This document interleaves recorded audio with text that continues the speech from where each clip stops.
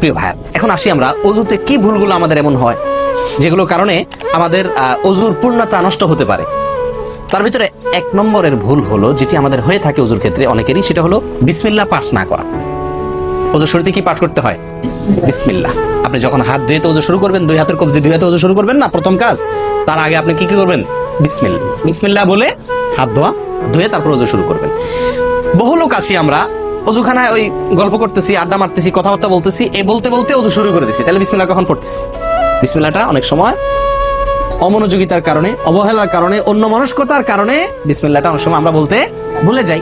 অথচ এই বিসমিল্লাহ পাঠ করা অজু শুরুতে অনেক বিশেষজ্ঞ আলেমের মতে ফরজ। অনেকে বলেন বিসমিল্লাহ পাঠ না করলে অজুই হবে না, আপনি যদি ভুলে বাদ দেন অজু হলো না। যদিও সংখ্যাগরিষ্ঠ আমাদের মতে এটা না, তাদের মতে বিসমিল্লাহ পাঠ করা এটা অজুর সুন্নাহ। এটা হলো অজুর কি সুন্নাহ। এটা আপনি যদি বিসমিল্লাহ বলে যদি অজু শুরু করেন, তাহলে অজুটার ভিতরে পূর্ণাঙ্গতা আসলো। অজুটার ভিতরে কি আসলো? পূর্ণাঙ্গতা আসলো। অজুটার ভিতরে অজুটা আপনার হৃষ্টপুষ্ট হলো। এই অজুতে ইনশাআল্লাহ আপনার সালাত পূর্ণাঙ্গ হবে, যে সালাত আপনাকে জান্নাতে নিয়ে যাবে ইনশাআল্লাহ। তাহলে অজুর শুরুতে একটা প্রাথমিক ভুল হলো বিসমিল্লাহ ভালো করে না পাঠ করা। নবী সাল্লাল্লাহু আলাইহি ওয়াসাল্লাম বলেছেন, ইবনে মাজাহ হাদিস, লা ওযুআ লিমান লাম ইয়াযকুর ইসমাল্লাহি আলাইহি, ওই ব্যক্তির ওযু হবে না। হাদিসটি সহিহ। নবী সাল্লাল্লাহু আলাইহি ওয়াসাল্লাম বলেছেন, ওই ব্যক্তির ওযু হবে না যে ব্যক্তি ওযুর শুরুতে আল্লাহর নাম নেয় নাই, বিসমিল্লাহ বলে নাই। এখন ওযু হবে না বলা হয়েছে, তাহলে আপনি যে কোনো কাজের শুরুতে বিসমিল্লাহ বললেন কি না বললেন সেটা এত বেশি গুরুত্বপূর্ণ না, যত বেশি গুরুত্বপূর্ণ ওযুর শুরুতে বিসমিল্লাহ পাঠ করা, কারণ এটার জন্য পৃথক নির্দেশ এসেছে। এমনি তো একটা কমন নির্দেশ আছে, নবী সাল্লাল্লাহু আলাইহি ওয়াসাল্লাম বলেছেন, কুল্লু আমরিন জিবারিন লাম ইবদা বিসমিল্লাহ ফাহুয়া আবতার ওয়া ফি রিওয়ায়াতিন ফাহুয়া আকতা।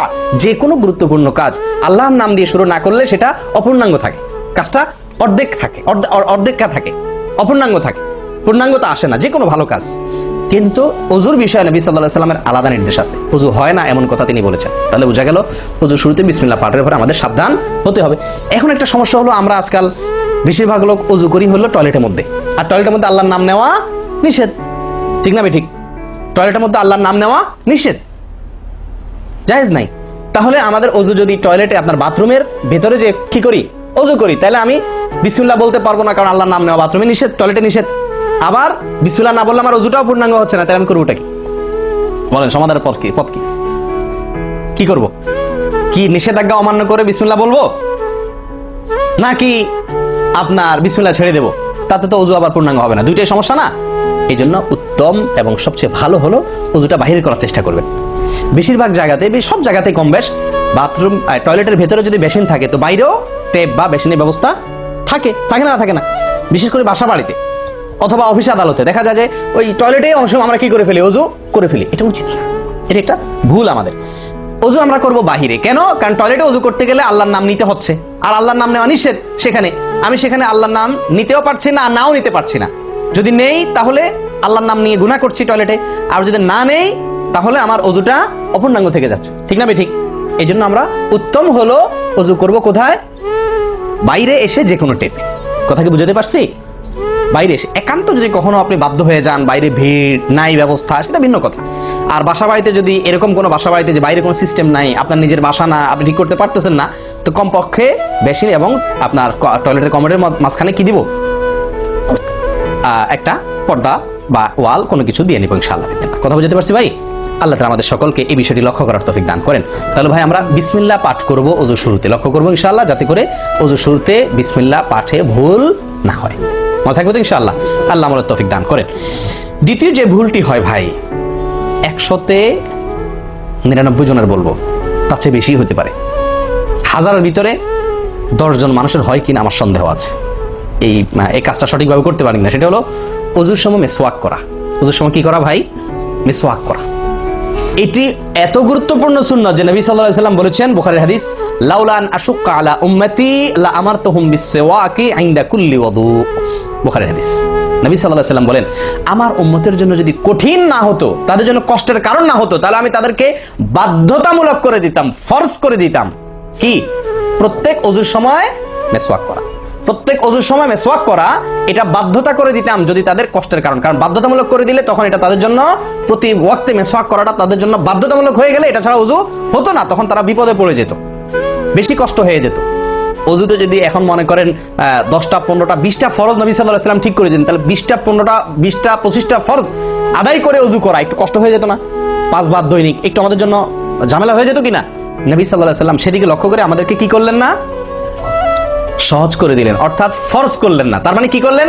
সুন্নাহ এর অন্তর্ভুক্ত করলেন। কিন্তু তার হাদিস থেকে, তার বক্তব্য থেকে বোঝা যায় যে ওযুর সময় মেসওয়াকের গুরুত্ব তার কাছে কত বেশি ছিল। নবী সাল্লাল্লাহু আলাইহি সাল্লামের কাছে ওযুর সময় মেসওয়াক করার গুরুত্ব কত বেশি ছিল সেটা এই হাদিস থেকে বোঝা যায় কি যায় না? তিনি চাইছেন আমাদেরকে ওযুর সময় মেসওয়াকের নির্দেশটা বাধ্যতামূলক করতে, শুধু করেন নাই কেন? আমাদের কষ্টের দিকে লক্ষ্য করে। এই হাদিস থেকে নবী সাল্লাল্লাহু আলাইহি সাল্লাম যে চাচ্ছেন মনে প্রাণে আমরা যেন ওযুর সময় মেসওয়াক করি, এটা বোঝা যায় কি যায় না? ভাই, আমরা বিশেষ করে আরবিয়ানদেরকে দেখি, স্পেশালি সৌদি আরবে আমরা যারা আছি দেখি যে সৌদিদের প্রত্যেকের পকেটে কি থাকে? মেসওয়াক থাকে, এবং তারা সারাক্ষণ মেসওয়াক করে। এটা যেমন আমার দাঁতের মাড়ির জন্য উপকারী, ন্যাচারাল আপনার রস, মেসওয়াকের রস কর যেটা আসে, বিশেষ করে তিতাটিতে জাতি হলে আরো বেশি ভালো হয়।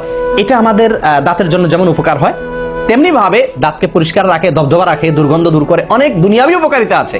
আর এর পাশাপাশি আপনি যতবার মেসওয়াক করছেন ততবার নবী সাল্লাল্লাহু আলাইহি ওয়াসাল্লামের এই আদেশটি আপনার পালন হচ্ছে। ওযুটা, বিশেষ করে ওযুর সময় মেসওয়াক করলে আপনার ওযুটা কি হচ্ছে? যেই ওযুতে তালা খুলবে সুন্দরভাবে এবং আপনি জান্নাত পর্যন্ত যেতে পারবেন, সে ওযু হবে যদি আপনি তাতে কি করতে পারেন? ওযুর মধ্যে সময় মেসওয়াক করতে পারেন। মেসওয়াক করবো তো ইনশাআল্লাহ? একদম উঠে গেছে মেসওয়াক। ওযুর সময় মেসওয়াক করতে আমাদের দেশি ভাইদেরকে দেখাই যায় না একেবারে বললে চলে। প্রিয় ভাইরা, আপনারা কি জানেন নবী সাল্লাল্লাহু আলাইহি ওয়াসাল্লামের জীবনের শেষ আমল কি ছিল? মেসওয়াক ছিল। নবী করিম সাল্লাল্লাহু আলাইহি ওয়াসাল্লামের জীবনের শেষ আমল, যে আমলের পরে আর কোনো আমলের সুযোগ পান নাই, এই আমলের পরে তিনি দুনিয়া থেকে বিদায় নিয়ে গেছেন, তার জীবনের লাস্ট আমল কি ছিল? মেসওয়াক। আমরা কি করবো ইনশাআল্লাহ? সবসময় মেসওয়াক পকেটে রাখবো তো ইনশাআল্লাহ? ওযুর সময় মেসওয়াক কখন করবেন এটা নিয়ে ওলামাদের দুটি মত পাওয়া যায়। বেশিরভাগ ওলামাদের মত এবং বিশুদ্ধ মত হলো কুলি করার সময় আমরা মেসওয়াক করব। কুলি করার সময় আপনি বিসমিল্লাহ বলে হাত ধুলেন, এরপরে কুলি করলেন। মেসওয়াক করতে হবে এভাবে, সোজাসুজি, উপরে নিচে না, পাশাপাশি, ঠিক আছে? মেসওয়াক দিয়ে এভাবে আপনি খুব বেশি সময় করা দরকার না, একটা ঘষা দেন উপরের মাড়িতে, আরেকটা ঘষা দেন নিচের দাঁতে, দিয়ে এবার একবার কুলি করে ফেলান, ঠিক আছে? আবার মেসওয়াক দিয়ে একটা ঘষা দেন, আবার একটা ঘষা দেন, আবার কুলি করে ফেলেন। এভাবে 3 বার মেসওয়াক করেন, 3 বার কুলি করেন, বাস সুন্নাত আদায় হয়ে গেল। কথা কি বুঝাতে পারছি? আল্লাহ তাআলা আমাদের সকলকে তৌফিক দান করেন। প্রিয় ভাইরা, তাহলে ওযুর মধ্যে আমাদের যে খুঁতগুলো আছে আমি সেগুলো ধরা দেওয়ার চেষ্টা করছি। একটা বড় খুঁত, যে খুঁত থেকে আমরা বেশিরভাগ লোকই মুক্ত নই, সেটি হলো মেসওয়াক বিহীন ওযু। লক্ষ্য করবো তো ইনশাআল্লাহ? আল্লাহ আমাদেরকে আমলের তৌফিক দান করেন। একান্ত না থাকলে আঙ্গুল দিয়ে করলেন, কিন্তু আপনি নিয়মিত আঙ্গুল দিয়ে করলেন সেটা না, মেসওয়াকই করা উচিত। ভাই, 3 নম্বর যে ভুলটা আমাদের হয়ে থাকে সেটা হলো কুলির মধ্যে। দেখেন প্রত্যেকটা কাজেই কিন্তু আমি একটা একটা করে আপনার দেখাচ্ছি ওযুর, প্রত্যেকটা কাজে আমাদের ত্রুটিগুলো হয় কিভাবে দেখেন। কুলির সময় ভুল হয়। কি ভুল হয়? কুলিটা যেভাবে করার কথা সেভাবে আমরা করি না। হাদিসে কুলির বিষয়ে নির্দেশ এসেছে, সেটাকে বলা হয়েছে মাদমাদা। মাদমাদা আরবি শব্দ, এটার বাংলা অর্থ হয় কুলি করা বা কুলকুচি করা বা কুলকুচা করা। এই কুলি বা কুলকুচা এটা হলো মুখের ভিতরে আপনি হাতের কষে করে পানি নিয়ে মুখে নাড়বেন, এরপরে ফেলবেন, আবার হাতে নিবেন, কিছু সময় নাড়বেন, 1 সেকেন্ড হোক 2 সেকেন্ড হোক, এরপরে ফেলবেন। এটা হলো কুলি বা কুলকুচা। আমরা বেশিরভাগ সময় এরকম করি আলহামদুলিল্লাহ। যখন ব্যস্ত থাকি, যখন হুলস্থুল থাকে, কোনো সময় কোনো কাজের তাড়া থাকে, তখন অনেক সময় আমরা কি করি? হয় কি না হয় না? মুখে নিলাম আর ঢাললাম, মুখে নিলাম আর ঢাললাম। আমি জানি না আপনাদের হয় কিনা এরকম, আমি দেখছি এরকম অনেক সময় হয়। আপনারা একমত কিনা? নিলাম মানে ব্যস্ততার কারণে হয়তো জামাত শেষ হয়ে যাচ্ছে বা অন্য কোনো কারণ আছে, অথবা দেরিতে আসছি, তো তখন মুখের ভিতর নেওয়া আর ফেলাও, নেওয়াও আর ফেলাও, এতে কুলি হবে না। হাদিসে যে কুলির নির্দেশ আসছে সেই কুলি হবে না। এটা মুখে পানি দিলেন আর বাইর করলেন, এটাতে কুলি হইতে হলে আপনাকে মুখে পানি দিবেন, নাড়বেন। ভাই, কুলিটা কেন করতে বলা হয়েছে? মুখের ভেতরটা কি করার জন্য? পরিষ্কার করার জন্য। আপনি যদি মুখে পানি নেন আর বাইর করেন, তাহলে কি মুখ পরিষ্কার হবে? আপনাকে তো মিনিমাম 1-2 সেকেন্ড হলেও নাড়তে হবে জিনিসটা, পানিটা, তাহলে আপনার মুখটা কি হবে? পরিষ্কার বা পরিচ্ছন্ন হবে। আল্লাহ তাআলা আমাদেরকে আমলের তৌফিক দান করেন। ভাই, তাহলে কুলির ত্রুটিটা বুঝতে পারছেন তো? তাড়াহুড়া করে অনেক সময় মুখে পানি নিয়ে ফেলে দিই আমরা, এটা করা যাবে না। নাম্বার 4, নাকে পানি দেওয়া। দেখেন একটা একটা করে দেখেন, প্রত্যেকটাতে ত্রুটি আছে। আল্লাহুল মুস্তাআন। নাকে পানি দেওয়া, নাকে পানি দেওয়ার যে নির্দেশ আসছে হাদিসে, এটাকে বলা হয় ইস্তেনশাক। ইস্তেনশাক, ইস্তেনশাক আরবি ব্যাকরণ অনুযায়ী এটা বাবে ইস্তিফআলের মাসদার বা ক্রিয়ামূল, যেটার মধ্যে এক্সট্রা ভাবে টানা আকর্ষণ করার অর্থ যার মর্মের ভিতরে আছে। তো ইস্তেনশাক শব্দের মূল অর্থ হলো পানি টানা, নাকে পানি টানা।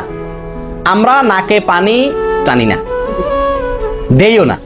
টানা হলো এই ক্লাসের ওযুতে নাকে পানি টানবেন, বি ক্লাসের অজুতে নাকে পানি দিবেন, থার্ড ক্লাসের অজুতে নাকে পানি ছিটাবেন। আমি কি বুঝতে পারছি? তো আমরা বেশিরভাগ লোক থার্ড ক্লাসের অজু, সারা জীবন থার্ড ক্লাসের অজু করি। আপনি থার্ড ক্লাসের অজু করে আপনি জান্নাতে যাবেন? ফার্স্ট ক্লাসে থেকেও তো যাইতে কঠিন হয়ে যায়। আপনি থার্ড ক্লাসের অজু করে কিভাবে আপনি সালাতের খুলবেন, তালা খুলবেন, কিভাবে আপনি জান্নাতে যাবেন? অতএব ভাই, এই নাকে পানি দেওয়ার বিষয়ে সাবধান থাকতে হবে। দেখুন, নিয়ম হলো আপনি হাতের কোষে পানি নিয়ে নাকে ধরলেন, নাকে ধরে হালকা কি করবেন? টান দিবেন, হালকা টান দিবেন, হালকা টান। কারণ একটু জোরে টান হয়ে গেলে সেটা কি হয়ে যাবে? নাকের তালুতে উঠবে, আপনার কষ্টের কারণ হবে। শরীয়ত আপনাকে কষ্ট দিতে চায় না, শরীয়ত আপনাকে কষ্ট দিতে চায় না। আল্লাহ সুবহানাহু ওয়া তাআলা চান না আমরা কোনো কষ্টে নিপতিত হই। অতএব আমি এমন জোরে টান দেবো না যে নাকের তালুতে ওঠে, কিন্তু হালকা একটু টান দেবো যাতে করে অন্তত সামান্য একটু ভেতরে পানিটা যায়। নাকে পানি দেওয়ার উদ্দেশ্য আর কুলি করার উদ্দেশ্য এক। নাকে পানি দেওয়ার উদ্দেশ্য হলো নাকের ভেতরের যে ময়লাগুলা, ধারে কাছে যে ময়লাগুলো আছে, এগুলো যেন পরিষ্কার হয়ে যায়। আল্লাহর দরবারে দাঁড়াবো পরিচ্ছন্ন হয়ে, পবিত্র হয়ে।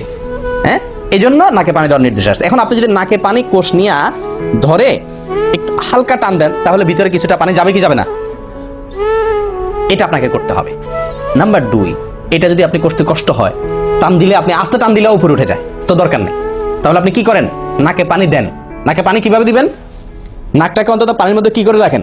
চুবাই রাখেন, 1 সেকেন্ড চুবাই রাখেন। কিছু দূর পানি যাবে কিনা আমি কি বুঝাতে পারছি? আমরা অনেকে বিশেষ করে আমি দেখছি ওযু করার সময় নাকে পানি ছিটান। কিভাবে পানি ছিটান? ওই যে কষে করে পানি নিয়ে, লক্ষ্য করছেন আপনারা?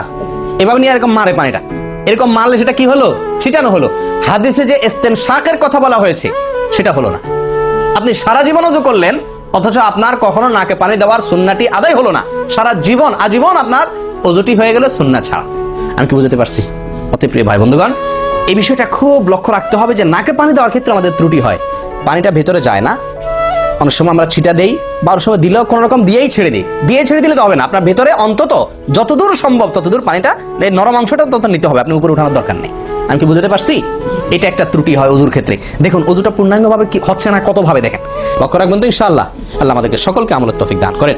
প্রিয় ভাইরা, তাহলে নবী সাল্লাল্লাহু আলাইহি ওয়াসাল্লামের নির্দেশ আছে আলাদা যে তোমরা নাকে পানি দেওয়ার ব্যাপারে কি করবে? ভালোভাবে নাকে পানি দিবে। আল্লাহ আমাদেরকে আমলের তৌফিক দান করেন। আরেকটি ভুল ভাই, নাকে পানি দেওয়া একটা আমল, নাক ঝাড়া আরেকটা আমল। নাকে পানি দেওয়া এটা একটা নির্দেশ, আর নাক ঝাড়া আরেকটা নির্দেশ। আমি কি বুঝতে পারছি? কুলি করা একটা আমল, হাত ধোয়া একটা আমল, হাতের কবজি পর্যন্ত 2 হাতের বিসমিল্লাহ বলা, তারপর তো এটা আছেই। এরপরে মেসওয়াক করা একটা আমল, কুলি করা আরেকটা সুন্নাহ, কুলির পরে নাকে পানি দেওয়া বা নাক দেওয়া পানি টানা আরেকটা আমল, এরপরে নাক ঝাড়া আরেকটা আমল। আমি কি বুঝতে পারছি? নাক ঝাড়া এটাকে বলা হয় হাদিসের ভাষা ইস্তিনসার। ইস্তিনসার, ঝাড়া। এই নাক ঝাড়ার ক্ষেত্রে বিরাট ভুল হয় ভাই। ভুল, সবচেয়ে বড় ভুল তো এটা যে নাক ঝাড়াটা অনেকে ঝাড়েই না, ওই যে ছিটায় দেয় বশেষ। নাক ঝাড়াটা ঝাড়তে হয় এটা অনেকে জানেনই না, করেনই না এটা। আবার অনেকে করেন তো মাঝে মধ্যে করেন, কিন্তু নাক ঝাড়াটা করা উচিত। যতবার নাক দিয়ে টান দিলেন না, এরপরে হালকা আঙ্গুল দিয়ে চাপ দিয়ে আপনি ওইটাকে প্রেসার দিয়ে নাকটা পরিষ্কার করবেন। কথা কি বুঝাতে পারছি? আবার নাকে পানি দিলেন, আবার পরিষ্কার করলেন, আবার নাকে পানি দিলেন, আবার পরিষ্কার করবেন। ভাই, এটা হলো নাক ঝাড়া। এই বিষয়ে নবী সাল্লাল্লাহু আলাইহি ওয়াসাল্লাম নির্দেশ আছে। দেখুন, সহিহ বুখারীতে আসছে, তিনি বলেন ইযাস্তাইকাযা আহাদুকুম মিন মানামিহি, যদি কেউ ঘুম থেকে উঠে, যদি কেউ ঘুম থেকে উঠে, ফাতাওয়াদ্দা, এরপর সে ওযু করতে যায়, ফালিয়াস্তানসির সালাসান, তাহলে সেই জন্য 3 বার নাক ঝাড়ে, নাক পরিষ্কার করে। কেন? ফাইন্নাশ শাইতানা ইয়াবিতু আলা খাইশুমিহি, কারণ নাকের যে বাঁশি, উপরের ছিদ্র, এই জায়গাটায় শয়তান রাত্রি যাপন করে। শয়তানের বেডরুম আপনার নাকের বাঁশি। বুঝতে পারছেন? শয়তানের বেডরুম হলো আমাদের নাকের বাঁশি। নবী সাল্লাল্লাহু আলাইহি ওয়াসাল্লাম বলছেন এই জায়গাটা সে অবস্থান নেয়, এবং এই জায়গায় গিয়া মোটামুটি আমাদেরকে ব্রেন ওয়াশ করে যে শুয়ে থাক, আরাম কর, যত ওয়াসওয়াসা দেওয়া দরকার, তার যে ডিউটি সেটা সে পালন করে, কুকামের যত বুদ্ধি দেওয়া দরকার, কিন্তু তার এই ঘাঁটি হলো আমাদের নাকের বাঁশি। ওযুর সময় যদি আমরা এটাকে সুন্নাহ পালন করতে গিয়ে এটাকে ঝাড়ি, তাহলে শয়তান দূর হয়ে যায়। কথা বুঝতে পারছি ভাই? এই বিষয়ে আরো কয়েকটি হাদিস আছে যে হাদিসগুলো দ্বারা বোঝা যায় যে শয়তানের অবস্থান এই জায়গাটাতে থাকে মানুষের দেহে। তো আপনি যদি শরীরটাকে ফুরফুরে করতে চান, শয়তান ওয়াসওয়াসা থেকে ফ্রেশ হয়ে যেতে চান, তাহলে আপনার নাক ঝাড়ার আমলটার ব্যাপারে গুরুত্ব দিতে হবে। কথা বুঝতে পারছি ভাই? ভাই, এরপরে আসি আরেকটি গুরুত্বপূর্ণ আমল যেটি হয় না, বা আরেকটি ত্রুটি ওযুতে, সেটি হলো আঙ্গুল খেলাল না করা। ওযুতে কি না করা? আঙ্গুল খেলাল না করা। আঙ্গুল খেলাল হলো হাত এবং পায়ের আঙ্গুলের যে চিপাগুলো আছে, এই চিপাগুলোতে পানি পৌঁছানোর জন্য, পানি পৌঁছানোটা নিশ্চিত করার জন্য কি করতে হবে? এক হাতের আঙ্গুলকে অন্য হাতের আঙ্গুলের চিপায় ঢুকায়া এভাবে কি করতে হবে? একটু হালকা নাড়তে হবে, যাতে করে জায়গাটাতে চিপাটাতে পানি গেছে এটা কারণ এই চিপাগুলোতে পানি নাও যেতে পারে শুকিয়ে থাকার কারণে। তা আপনি যদি একটু না দেন পানির ভিজা আঙ্গুল দিয়া, তাহলে ইনশাআল্লাহ ওখানে পানি পৌঁছানোটা মোটামুটি নিশ্চিত হয়ে যাবে। ঠিক না ঠিক? তাহলে এই জিনিসটা অনেক সময় আমরা করি না, অথচ নবী সাল্লাল্লাহু আলাইহি ওয়াসাল্লামের নির্দেশ আছে আলাদা। তিনি বলেছেন আবু দাউদের হাদিস, আসবিগিল ওযুআ ওয়া খাল্লিল বাইনাল আসাবি', ওযুকে পরিপূর্ণভাবে করো। আর ওযুকে পরিপূর্ণভাবে করার একটি অন্যতম কাজ হলো আপনার আঙ্গুলের মাঝে কি করা? খেলাল করা। তিনি বলেছেন তোমরা আঙ্গুলের মাঝে খেলাল করবে, এক আঙ্গুলকে অন্য আঙ্গুলের মাঝে প্রবেশ করে পরিষ্কার করবে। এটা হলো হাতের আঙ্গুল। পায়ের আঙ্গুল কিভাবে করবেন? পায়ের আঙ্গুল তো আর এক আঙ্গুল ওই অন্য পায়ের আঙ্গুল ঢুকাতে পারবেন না। সেটা করবেন হলো, অন্য হাদিসে আসছে, এই যে কোন আঙ্গুল আছে না, কোন আঙ্গুল দিয়া সব চিপাগুলোতে কি করবেন? ঘষা দিবেন। কোন আঙ্গুল দিয়া আপনার সব পায়ের আঙ্গুল চিপাগুলোতে ঘষা দিবেন। ভাই আমরা কজনে করি এই খেলার আমলটা বলেন তো? পায়ের আঙ্গুল কোন আঙ্গুল দিয়া পায়ের আঙ্গুলের চিপা খেলাল করা, হাতের আঙ্গুল খেলাল করা কয়জনে করি আমরা বলেন? তাহলে এই ভুলগুলো আমাদের অহরহ হচ্ছে না ভাই? আমরা কি জানাতে যেতে চাই না? আমাদের সালাদটা সুন্দর হোক আমরা চাই না ভাই? আমাদের এই সালাদ খুব পাওয়ারফুল হোক, শক্তিশালী সালাত হোক, এই সালাতের মাধ্যমে আমি অন্যায় থেকে বেঁচে থাকবো, এই সালাতের মাধ্যমে আমি জান্নাতে যাব, এই সালাত আমাকে খাঁটি মুসলিম বানাবে, এই সালাত আমাকে আল্লাহর কাছে প্রিয় বানাবে, এই সালাত কি আমাদের নূর হবে, আমরা চাই না ভাই? এগুলো যদি চাই তাহলে আমাকে ওযু সুন্দর করতে হবে, আর ওযু সুন্দর করতে গিয়ে এই ভুলগুলোর ব্যাপারে সাবধান হতে হবে। তাহলে আঙ্গুল খেলাল করা, পায়ের আঙ্গুল, হাতের আঙ্গুল আমরা করি না বললেই চলে ভাই। তো আজকে থেকে ইনশাআল্লাহ করবো তো।